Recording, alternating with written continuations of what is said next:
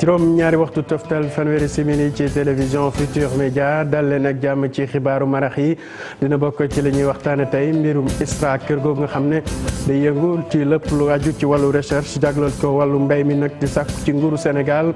mu fay ko juróomi milliards yi nga xamante ne rek yoroon na ko këru liggéeykaay boobu syndicaliste yi nag ñu ngi wote wàllu jamono ji di sàkku ci kilifa yi ñu jële fi jafe-jafe boobu ndax gis nañ ne rek dafa gàllankoor seen yëg activité dinañ wax tamit ci fitna bi ñu nemeeku ci gox yu bëri ci biir réew mi loolu nag dinañ ko gis ci quartier yi wala sax ci stade yi loolu tax sax ñu samp ab laaj ana loo lan moo waral dina mel ñenn ci population bi nag joxe solution ñu ne rek faw ñu utal xale yi ci lu ñu jàpp maanaam liggéey loolu ñaax tamit askan wi bu ko defee rek lépp lu aju ci wàllu kaaraange ñu yokk ko ngir mën a moytandiku lu ne mel gàmmu 2018 dinañ ci wax fii ci Ndakaaru tamate castor moom déjà am na prix yoo xam ne rek jàpp nañ ne dañu xaw a yokku bokk na ci bisaab bi am na ci tamit yoo xamante ne rek gisuñu ko ci ay produits ba tax na rek ñu yaakaar ne dafa tombeek gàmmu gi ci jamono jooju nag ci biir Ndakaaru moom ñu jàpp ne rek wàllu dem beek dikk bi moom jàmmagul benn jafe-jafe automobiliste yi wala dawalkati woto yi ñu ne daal dañuy xaar ba ci kanam laata ñuy dem foofu ci Tivaouane Ndiassane wala sax ca diwaanu Kaolack li ñuy def rek mooy dem fekki suñu ndaw yi nekk foofu ci Tivaouane ñu jébbal leen antenne bi ñu doxal ba ci kanam laata ñuy dellu si fii ci Ndakaaru bu fekkente ne soxna Faty Dieng mu ngi ci antenne bi ñu jox ko rek mu doxal ba ci kanam soxna Faty siyaar nañ la.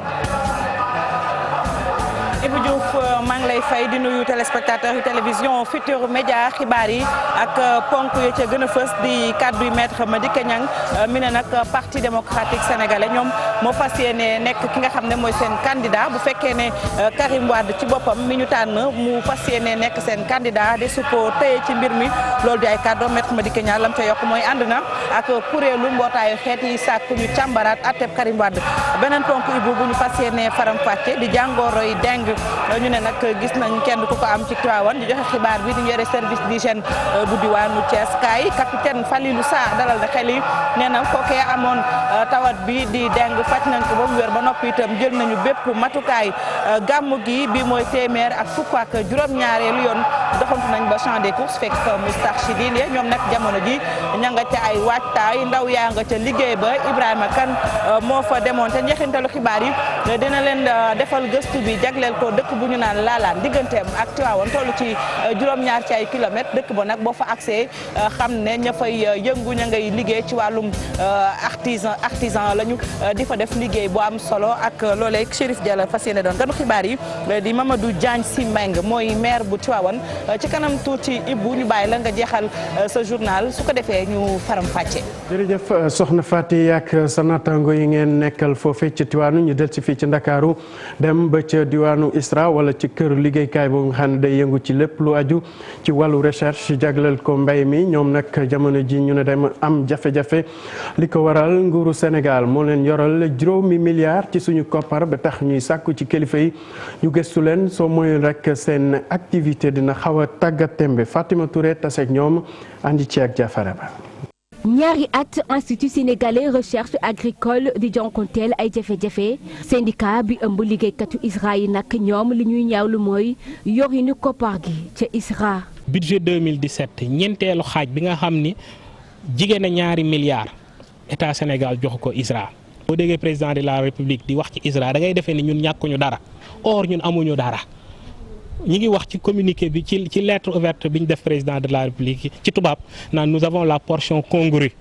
desit yi la ñu yor ci ministère de l' agriculture or booy tudd ministère de l' agriculture ISRA ngay tudd. ñoom liggéeykat yi le sax li ñu bëgg mooy ñu gën a ñoŋalaat anam yi nga xam ne moom la ñuy liggéeyee. donc daal li ñu bëgg mooy suñu gëdd te suñu gëdd boobu pour ñu gën koo am mooy foo ñu génn ministère de l' agriculture dem ci foo xam ni dinañ mën a mobiliser budget pêche budget élevage dinañ mën a budget environnement pour ISRA mën dolli ci agriculture pour que ISRA li nga xam ne war na koo jëf ngir sénégalais yi ñuy liggéeyal mën a gis suñu liggéey boobu te mu amal leen njariñ. ñuy woo nag seen jiit ñu xoolaat naka rek la ñuy recruter surtout ci poste de responsabilité yi. jamono day dox. ISRA dafa toll foo xam ni weesu nañ léegi nag di fal ci yaama neex ñun li ñu bëgg mooy responsabilité yi nekk ISRA ñu koy ubbi nit ñi ku bëgg ni man bëgg naa après ñi nga xam ne ñoom la ñuy jiite ni kii moomu ñu doy ñu daal di koy nommer. juróomi milliards ci suñuy koppar la syndicat liggéeykatu ISRA yi di laaj ngir rek daal ci saafara seeni jafe-jafe di yaakaar ni rek seeni ñaxtu autorité yi dinañ ko daal ci dégg. Fatima Touré ñu jógee ISRA wante dañu des ci mbéy mi ci ak traite bi nga xamante dañu koy waajal jamono ji wala sax njaayum gerte gi ci loolu nag ñi nga xam ne ñoo ci yëngu tase foofee ca diwaanu Tëngéej waxtaan ci li ni mel di sàkku tamit ci kilifa yi ñu jël matuwaay yi nga xamante ne rek moo war su ko defee képp ku si daan liggéey mën a gis sa bopp ci loolee ci nag prix yi tamit ñu ngi sàkku ci nguur gi ñu xoolaat ko bu baax a baax ñu teewlu kenn ci ñoom Massamba Dioum lay wuyoo ci micro Seynou Thiam. baax na yenn saa yi bu ñu dem ci fixation bi nit ñi xam lii réalité parce que dafñuy yomb suñu liggéey am na noo xam ne malheureusement àddina si noonu la bindoo fi mu nekk ci wàllu gerte donc bëgg na daal nit ñi xam li fi xew bu ëllëgee affaire ñun lay noppal sa bu ñuy dajee ndax ñi ci ëpp ci ñi nga xam ne ñoo fi teew tey ñoo fay nekk bu ëllëgee xam nañ li xew. en fait gis naa ne ñu bari bañ waxee xam nañ ko mais am na sax ñoo xam ne lu jiitu li xamoon nañ ko. donc pour que rek ku nekk di dal gën a sérieux gën a jàpp li nga xam ne moom la ñu war a jàpp ba duñu dem di exagérer ci loo xam ne lu simple la ñëpp maîtriser nañ ko. ndax yéen li fi daan gis daaw dooñu ko gis ren ba. loolu nag mu nga ca kanam ñun daal suñu danañ fas yéene daal lépp suñu kàttan ñu def ko ca ba lu yàq woon lu nekk bu ren mu bañ a nekk. ñu waxee ci leneen ak fitnañ bi ñu nemeeku ci gox yu bëri fan yi ci biir réew mi nag loolu nag ñu samp ab laaj ndax kaaraange moom la ñu laal fii ci Sénégal nag mbiru agression ci quartier yi wala sax yenn fitna yi ci biir stade yi ba tax na rek ñu jox kàddu gi ñi nga xam ne rek ñooy askan bi ñu àddu ci li ne mel bi ñii di sàkku nag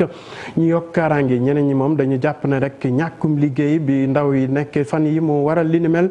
ba tax na rek foofu ñu amal ay campagne de sensibilisation ñaax askan wi ñu moytandiku yenn fitna yi Maymuna Njaay amal ci ab gëstu andi ci ak Mohamed Sow Dieng. bi mu ne cëpp Ndakaaru ci la am lu ko metti étudiant bi ñu daal koy doxee ginnaaw agressé ko jëloon lépp lu nekkoon ci ay poche am bàyyiwuñu ko sax téléphone bi mu yoroon bu ciy dellu siwaat dafay mer ba futtu. J'arrive vers le pont de Mermoz.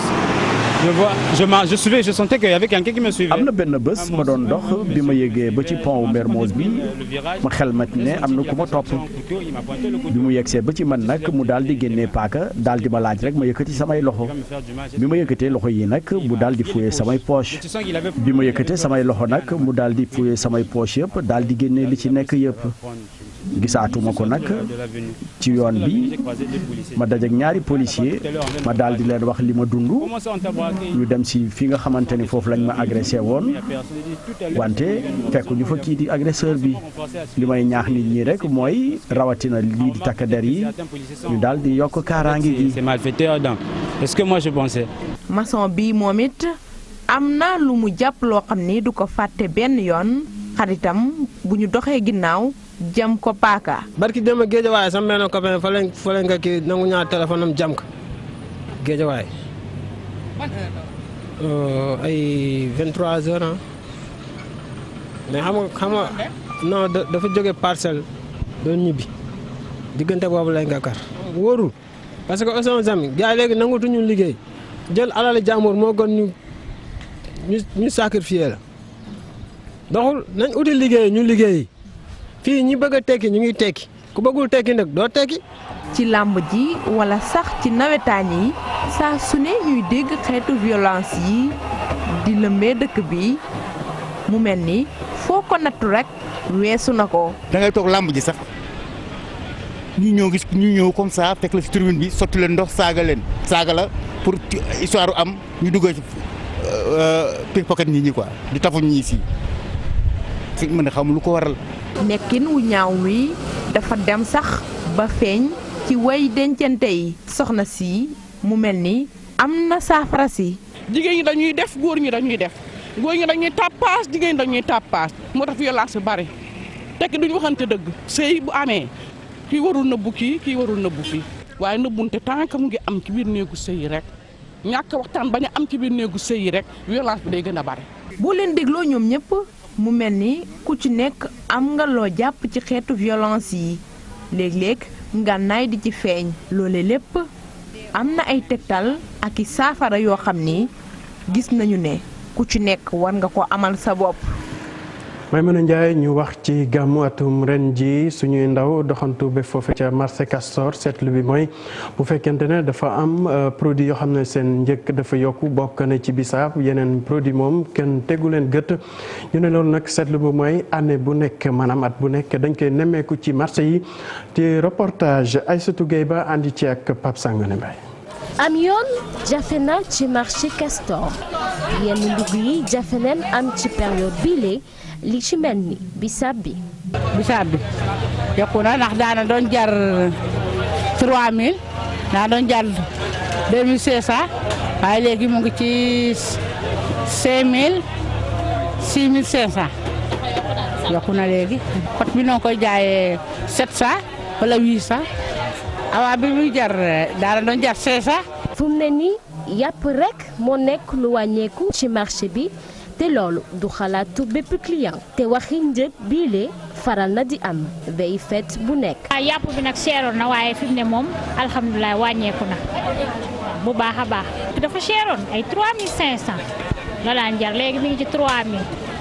chanson mi ngi doon jar 4000 léegi mi ngi ci 3500. man dem naa si jaay côté yàpp bi sànq moom nee na dañu def réduction bu nga xamante ni ay 200 lay nekk bala ay 250 te boo demee si ñeneen ñi tamit tel n'est pas le cas. bu yàpp bëree ñu wàññil client yi rek su yokkee tamit client yi dañuy comprendre parce que daa am moment yoo xam ne day yokk am moment yoo xam ne day wàññeeku waaw ñu tamit dañuy fas yéene rek bu wàññi ko ñu wàññi bu yokkee tamit client yi dañuy comprendre ñu yokk rek noonu rek la. saa yi bu client yi di jàmbaat yokkute produit yi. jaaykat yi dañuy faral di am jafe-jafe ngir sàmm seen marchandise. Mawlud la ñuy waxtaanee ba léegi ak dem beeg dikk bi ñuy nemmeeku bi nag mooy fii ci Ndakaaru amaguñu benn jafe-jafe li ko waral bëriwul chauffeur yoo xam ne rek dañu bàyyi ko fii dem ci bërëb yi nga xam ne ñuy màggale bésu tuddu yonent bi sallallahu alayhi wa sallam ba tax na ñuy njort ne fii ak li nga xam ne mooy gàmmu gi rek boo moyul ñooñu dinañ dem te loolu sax dinañ def seen kem kàttan ngir am ñu des fii rek ji jàppale ñi nga xamante ne ñoo mën a dem bëgg a dikki tamit ku ma amaat loo taseek ñenn ñi ci ñoom andi ceek Amadou Ba.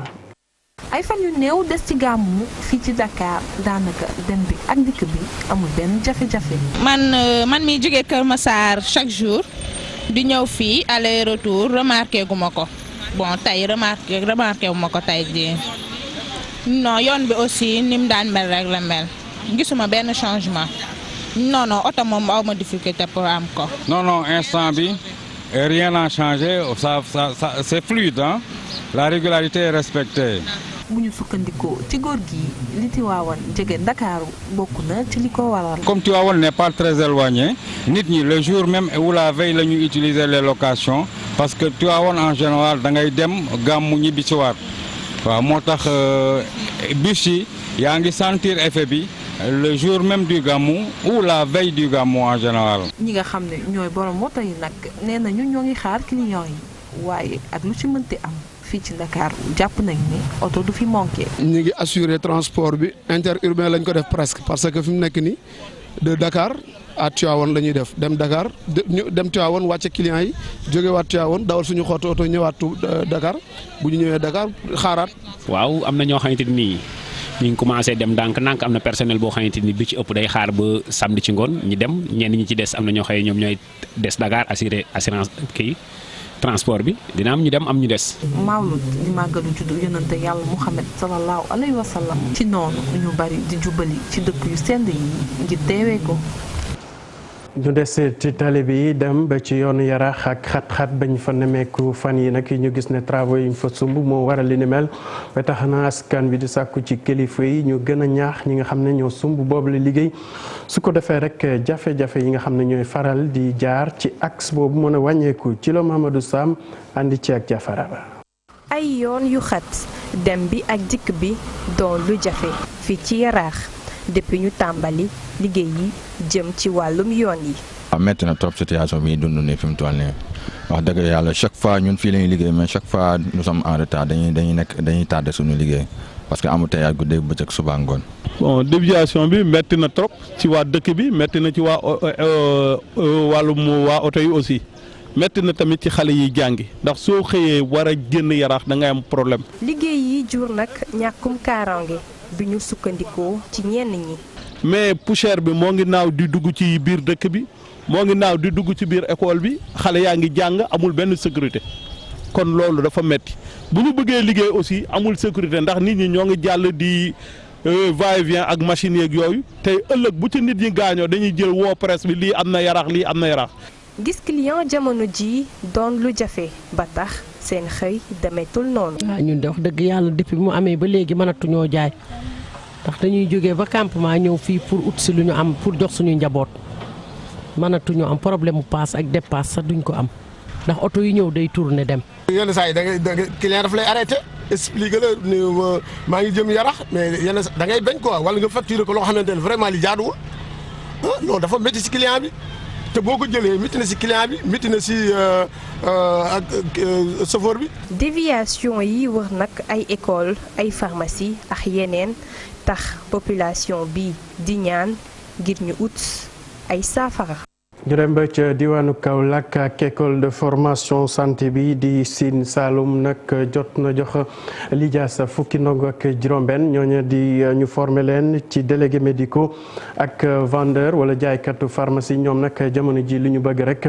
mooy ñu am ci lu ñu jàpp ndax nee nañ am nañ xam-xam bi mën a tax ñu song liggéey bi docteur Mamadou Seck kenn ci ñoom ñu teewlu ko ci micro Ibrahima Cissé. dañu nekk ci benn gox bu ñuy wax Kaolack mu doon dëkk bu rëy boo xamante ne jàng ak jàngale ci wàllum santé dafa amoon lu ci xaw a manqué ñun nag comme te ay nit yu yëngu ci santé lañ ay ñetti pharmacien lañ ñu xalaat ne war nañ fi mën a defar benn bërëb boo xamante ne dañ fiy jàngale lu mel ni délégation médicale lu mel ni jaay ci biir pharmacie sage-femme infirmier aide-soignant ak assistant infirmier loolu moo ñu tax a jug ba ñu defar école bi ubbi ko pour mën ci dimbali xale yi nga xamante ne dañu bëgg a def métier yooyu nga xamante ne ci wàllu santé la te bu njëkk ba amuñu woon fu ñu ko defee ci biir dëkk bi dañ daan dem ba Dakar pour dem defi foofu seeni formation waaye léegi ñu indil leen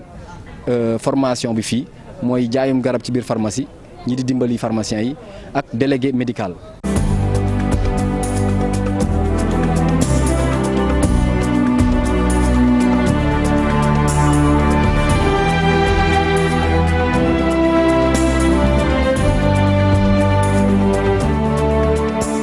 ñu wax ci éliminatoire Coupe d'Afrique Cameroun 2019 Guinée équatoriale di dalal Sénégal match bi nag ñu ne suba lay doon Aliou Cissé entraîneur national addu ci li ne mel mu ne nag match boobee dafa am solo ndax dina ko may mu xoolaat groupe bi bu baax a baax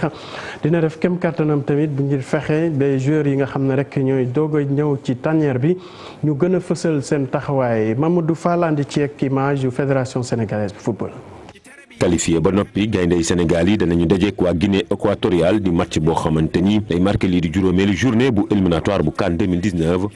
di ab ndaje boo xamante ni dana may rek Sénégal des ci la mu ne woon mu di yoonu ndam. C'est vrai qu'on est qualifié mais comme j'ai eu à le dire. qualifié nañu waaye football noonu la am nañ chance bi kon qualifié léegi nag li ci des rek mooy laal ay pexe ay plan yoo xamante ni rek dinañ mën a may gone yi ñu mën a ñëw football bu baax équipe bi li ci am solo moo di kon ñu nekk ci suñu yoonu ndam gi ñu ne moo di continuité. Où est-ce qu'ils en sont et tout en restant dans la continuité. Aliou Cissé ak équipe bi ñoom bile pas fond de jeu la ñu liggéey ci jouru préparation yi. kon préparation bi semaine bi yëpp ci lii la tëdd rek moo di fexe ba produire ay jeux yu baax maanaam teg football bu rafet daanaka loolu lañ def ci semaine gi yëpp. tout a été. coach bi daal di xam ne ni faaw ñu may diir joueurs yu bees yi nga xam te ni ñu doon ñëw fii ci tanière bi. N'oubliez pas que. ñetti match rek la kon ndaw yu mel ni Mbaye Diagne def ci tanière bi faaw ñu may leen nag ab temps Mbaye Diagne moom ci boppam nag buteur bu mag la te yaakaar naa ko lool waaye gone yi faaw ñu may leen nag ab diir. un grand buteur et je compte vraiment sur lui. Sénégal Guinée équatoriale di match boo xam te ñu ngi ko jàpp ni ki gaaw a gi fukki fan ak juróom-ñaar ci weeru novembre ca Malabo gaynde yi lañ fay xëccoo rek moo di seeni première place. jërëjëf Mamadou Fall mbokk yi fii la ñuy yemale xibaaru marax yi xanaa dem fekk suñu mbokk yi nekk wala sax ci kanam tiiti Cheikh Tidiane Diaw dina fi teew tënkal leen xibaar yi ci nasaraan jërë ngeen jëf ci teewlu bi.